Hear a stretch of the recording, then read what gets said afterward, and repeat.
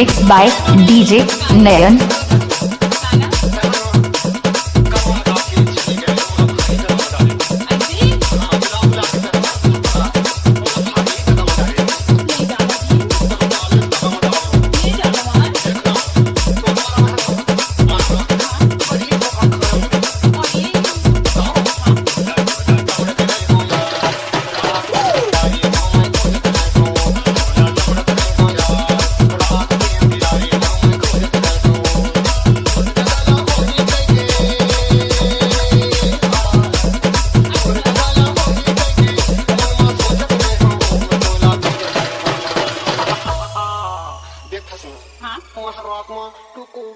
पागल हो गई का? अब तक सूट के हंसी तोला मैं देख के ना बताओ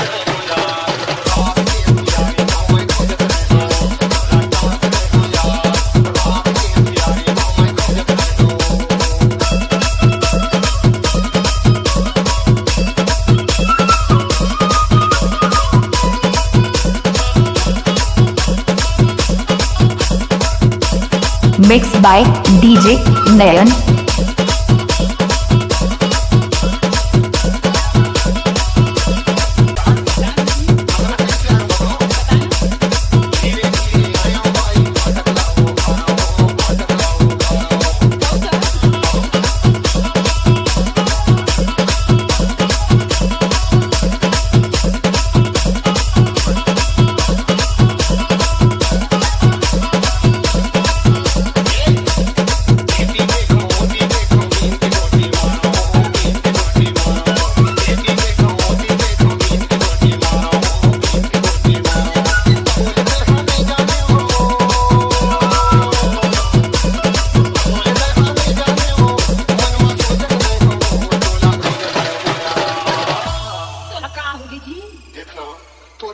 पागल हो गया हूँ पागल हो गया जी